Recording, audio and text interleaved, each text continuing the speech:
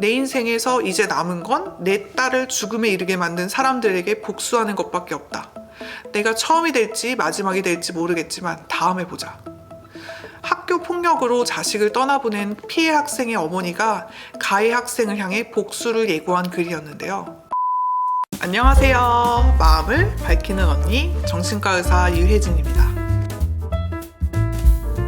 지난해 공개돼서 사회적으로 큰 반향을 일으킨 넷플릭스 드라마 더 글로리, 여러분도 기억하실 건데요. 이 드라마는요, 유년 시절 학폭 희생자로 이 영혼까지 부서진 문동은이란 소녀가 자신의 평생을 걸고 가해자들에게 복수하는 내용을 담고 있는데요. 이 학폭 가해 학생이 피해 학생을 얼마나 잔인하게 무너뜨리는지, 또 그 과정에서 가해 학생과 피해 학생의 주변인들이 학폭에 대해 어떻게 대처하는지를 여과 없이 매우 담담하고 건조한 시선으로 보여주면서 화제가 됐어요. 사실 이 드라마 이전에도 학폭은 우리 사회 논란의 중심에 있던 가장 뜨거운 이슈였죠. 인기 절정에 올라선 배우나 가수, 공직 후보자, 스포츠계의 전도 유망한 선수들까지 과거 학폭 이슈가 터지면 소리 소문 없이 자리에서 내려오곤 했습니다. 이를 두고 어떤 사람들은 다 지난 일인데 가만히 있다가 왜 이제 와서 보복성으로 대응하냐고 얘기하기도 합니다. 과연 이들의 말처럼 다 지난 일일까요? 이 학교 폭력을 겪은 피해 학생은 다양한 정신적 후유증을 겪게 됩니다. 우울감이나 불쾌감, 혹은 일시적인 자신감 저하 같은 정상적인 기분 반응에서부터 주요 우울장애와 외상 후 스트레스와 같은 심각한 정신질환, 더 나아가서는 자해행동, 자살로까지 이어지기도 하고요. 그 범위가 아주 넓죠. 이 학폭을 경험한 피해 학생은요, 학폭으로 인해 고통받던 그 시간에 영원히 멈춰 서 있습니다. 과거에 얽매여서 앞으로 나가지 못하죠. 몇십 년이 지난 후에도 말이에요. 이 영상 한번 보시면 I was bullied. Unbelievably bullied.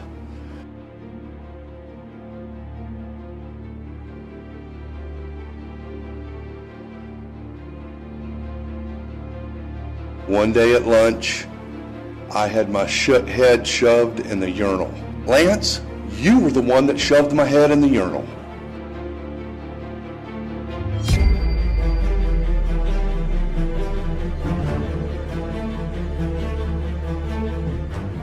고등학교 시절 이름이 게이라는 이유로 무자비한 폭력에 시달리던 한 소년이 있었습니다.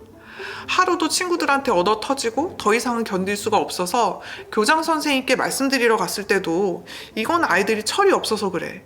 언제까지고 이런 식으로 널 괴롭히지는 않을 거라고 했다죠. 그 소년은 그때 집으로 가서 아버지의 권총을 입에 놓고 자신을 쏘려고까지 했었다고 합니다. 소년을 도와줄 사람은 주위 어디에도 없었죠. 그래도 학교를 졸업해서 두 아이의 아버지가 되고 나름 사회적으로도 안정이 되었습니다. 학폭의 상처에서 겨우 벗어났다고 생각한 순간 이 교육감으로 지역에 부임한 가해 학생을 35년 만에 다시 보게 되는 거예요. 백발이 성성한 중년의 남자가 된 피해 학생은 용기를 내서 교육감이 된 가해 학생과 마주하죠. 사실 그가 바란 건 단 하나, 가해자의 진심 어린 사과였지만 가해자는요, 면전에서 비웃음을 날립니다. 결국에는 피해자에게 끝까지 사과하지 않았다고 하는데요. 지난해 미국에서 화제가 된 지역 뉴스였어요. 사실 이게 과연 미국만의 일일까요? 이 학폭 가해자들이 공통되게 되는 핑계들이 있어요. 난 철이 없었다. 어린 탓의 실수였다. 학생 때여서 내가 그랬는지 기억이 잘 나지 않는다. 사실은 내가 주도한 게 아니라 난 그 자리에 있었을 뿐이다. 등등요. 지금으로부터 19년 전 일이죠. 2005년도에 일어난 부산 개성중 동급생 폭행치사 사건 혹시 기억하시나요? 당시 중학교 2학년이었던 피해자 홍성인 군이 동급생의 폭행으로 인해 숨진 일인데요. 당시 가해자 최군은 인터넷 개인 홈페이지에 살인도 좋은 경험이다. 덕분에 인간은 다 이길 수 있을 것 같아. 어차피 난 법적으로는 살인이 아니니. 이런 식의 무개념한 글을 올려서 여러 사람들의 공분을 샀다고 합니다. 결국 이 가해자는 명문의대에 진학했다고 하죠. 사실 이 피해자가 원하는 건 진심 어린 사과뿐인데도 이 가해자들은 절대 그 사과를 하지 않습니다. 사과라는 허울을 쓴 핑계와 변명과 책임 회피를 할 뿐이죠. 그들은 성인이 아닌 미성년자기에 잘못해도 보호받고 선처받는다는 사실을 아주 잘 알고 있어요. 그래서 사과는 절대 하면 안 되는 거란 잘못된 생각을 하는 아이들도 있죠. 그게 자기 잘못을 인정하는 거라고 생각하니까요. 바로 이 점이 우리가 반성 없는 학폭 가해자들을 끝까지 지켜보고 그들의 태도에 문제를 제기해야 하는 이유입니다. 학폭을 당한 피해 학생은요, 육체가 아닌 정신부터 무너집니다. 그렇게 무너진 마음은 아무리 오랜 기간 치료를 받아도 회복되기가 어렵죠. 학폭의 기억을 재점화시키는 돌발 상황과 마주하게 되는 경우 피해 학생의 일상은 다시 무너지기도 합니다. 그렇기에 다 지난 일인데 란 말은 학폭 피해자를 향해서 절대 해서는 안 되는 말이에요. 누군가의 쉬운 말 한마디, 문장 하나가 학폭 피해자 입장에서는 2차 가해가 될 수 있다는 걸 알아야 돼요. 지난해 지난 5월 한 온라인 커뮤니티에 학폭 피해 학생의 어머니가 올린 것으로 보이는 장문의 글이 큰 화제가 된 적이 있는데요. 이 기사 보시면 내 인생에서 이제 남은 건 내 딸을 죽음에 이르게 만든 사람들에게 복수하는 것밖에 없다. 내가 처음이 될지 마지막이 될지 모르겠지만 다음에 보자. 학교 폭력으로 자식을 떠나보낸 피해 학생의 어머니가 가해 학생을 향해 복수를 예고한 글이었는데요. 그 아이가 학폭으로 처벌을 받았으면 용서했을 수도 있다. 그런데 사과도 없었고 끝까지 거짓말을 해서 처벌도 받지 않았다. 난 그 아이가 끝까지 거짓말을 할 줄 몰랐다. 내 딸이 살아 돌아오지 않는 한 용서는 없다. 내 딸은 충분히 힘든 시간을 겪었고 이제 다시 살아보려고 노력해서 거기까지 간 거였다. 근데 당신 딸이 그 마지막 희망까지 철저하게 부숴버렸다.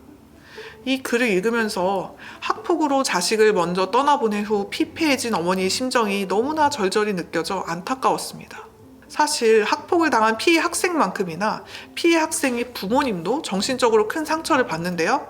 학폭으로부터 내 자녀를 지키지 못했다는 자괴감과 자책, 또 가해 학생과 그 부모에 대한 분노, 또 힘들어하는 내 자녀에 대한 안쓰러움, 여러 가지 복합적인 감정이 마구 뒤섞이면서 정서적으로 완전히 무너지게 되는데요. 이럴 때는 아이와 함께 부모님도 상담을 받는 게 정말 필요합니다. 간혹 상담 중에 아이가 학폭을 당하는 걸 제가 왜 몰랐을까요? 전 부모 자격이 없어요 라면서 자책하는 분들이 많아요. 아이가 집에서 말하지 않더라도 아이에게 설명하지 못하는 상처나 부상이 있거나 책과 소지품을 자주 잃어버린다든지 평소와 다르게 몸이 아프다고 호소를 한다든지 갑작스럽게 애가 밥을 안 먹는다든지 식습관이 바뀌거나 밤에 잠을 못 자고 돌아다니거나 또는 공부 잘하던 친구가 갑자기 성적이 떨어지고 학교를 안 간다고 하거나 또는 엄마에게 돈을 더 달라고 하거나 또는 몰래 부모 돈에 손을 대는 이런 문제 행동이 있는 경우 아이가 말하지 않더라도 부모가 아이의 학폭에 대해서 한 번쯤 의심해 볼 필요도 있습니다. 사실 아이가 말하지 않는 이상 부모가 아이의 학폭 피해 사실을 일찍 알아차리긴 쉽지 않죠. 특히 요즘처럼 부모가 맞벌이하는 가정이 많은 경우는 더 어렵습니다. 하지만 늦게라도 아이의 학폭 피해를 알았다면 자책이나 분노할 시간에 아이의 편에 서서 내 아이의 마음이 더는 다치지 않도록 보듬고 안심시키는 게 가장 우선이라는 말씀 드리고 싶어요. 제가 진료보는 어떤 친구의 경우에는 이 친구가 대부분은 잘 지내지만 좀 진로 고민 때문에 내원한 친구인데요. 이 친구 얘기를 쭉 들어다 보니까 초등학교 저학년 때 어울려 다니던 친구 그룹에서 따돌림을 당했는데 그 사건 이후로 소심하게 성격이 바뀌어 버렸다고 해요. 제가 이 부분에 대해서 좀 의아해서 조금 더 아이와 자세하게 상담을 하고 이를 토대로 해서 부모님에게 당시 상황에 대해 자세하게 좀 상담을 했었는데요. 가장 문제점이었던 부분이 뭐냐면 부모님의 상황 인식과 대처였어요.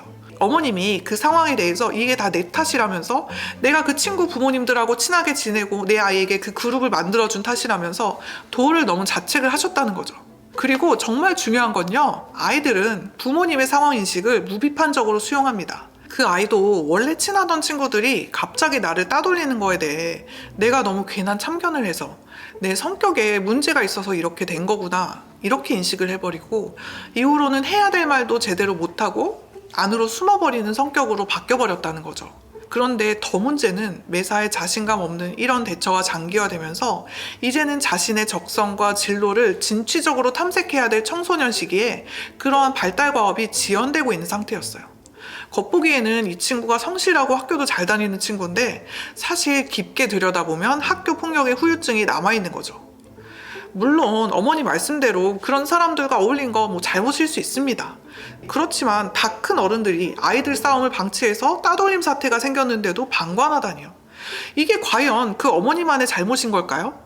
설마 어머니의 상황 대처에 좀 미숙함이 있었더라도 모든 문제가 다 남 탓이 아니듯이 모든 게 다 내 탓도 더더욱 아닌 거죠. 결국 이 친구는 타인에게 또는 자신에게 건강한 자기 주장을 하지 못하는 그런 성격을 갖게 됐거든요. 여러분, 아이의 고통을 진심으로 위로해 주세요. 그동안 혼자 힘들게 버텨온 아이를 인정해 주시고 더는 혼자가 아니라는 안도감을 아이에게 전하고 지지해 주셔야 됩니다. 그리고 성인으로서 현실적인 해결 방안에 대해서도 조언해 주시고 때로는 적극적인 변호인으로 나서기도 하셔야 됩니다. 제가 진료하고 있는 한 친구의 아버지는 그 친구가 당한 학폭에 대해서 적극적으로 증거를 수집해서 가해 학생을 형사 고소까지 진행했거든요. 사실 이분이 굉장히 합리적인 분이어서 가해 학생이 진심 어린 사과를 했다든지 뭔가 선처할 부분이 있었더라면 선처를 하셨을 분인데, 이 친구가 당한 학폭이 정말 악질적인 수법에다가 무엇보다 가해 학생이 전혀 반성의 기미가 없었습니다. 여러분, 요즘에는 중학생들이 자기는 촉법소년이라고 인지하고 있는 거 아시나요? 옛날하고는 학교폭력도 정말 많이 달라졌습니다. 제가 부모님과 상담했을 때도 이 사안은 충분히 법적인 조치가 필요한 부분이었고요. 당연히 이후의 괴롭힘은 반복되지 않았습니다. 피해 학생도 얼마간은 심한 감정 기복, 등교 거부와 같은 이런 문제 행동이 있었지만 지금은 그래도 잘 적응해서 학교를 다니고 있습니다. 저도 정말 많은 학폭 케이스를 진료를 했는데 이 아이에 대한 치료는 당연한 거고요. 학폭은 무엇보다도 부모님이 아이의 문제에 대한 실질적인 해결을 담당해야 될 키맨이기 때문에 아이에 대한 위기 개입도 중요하지만 부모님과 이 상황과 관련된 상담하는 것도 굉장히 필수적입니다. 부모님은 아이의 법적인 보호자로서 제3자 입장에서 정신건강의학 전문가인 저에게 상황을 공유해 주시는 역할을 잘 해주셔야 되고요. 사실 정신과 의사는 병원에 와야 자주 와봐야 주 1회, 2회 보는데 부모님은 어떻게 보면 매일 그 친구와 함께 생활하고 있잖아요. 그렇기 때문에 의사에게 상황에 대한 조언, 또 아이를 어떻게 대해 주어야 할지, 이 아이의 상황에 맞는 대처 방안을 교육을 받으시고 이를 가정에서 아이에게 실천해 주시는 게 아이의 빠른 회복을 위해서 정말 필수적입니다. 얼마 전에도 제가 예전에 진료받던 한 친구 부모님이 진료 확인서를 떼러왔는데요. 그 친구도 학폭 때문에 진료를 받았고 당시 부모님과 제가 좀 상황을 분석했을 때 이런 상황에는 전학을 가는 게 맞을 것 같다 이렇게 생각을 돼서 아이를 치료하면서 부모님과 상담해서 아이 전학을 권유했었거든요.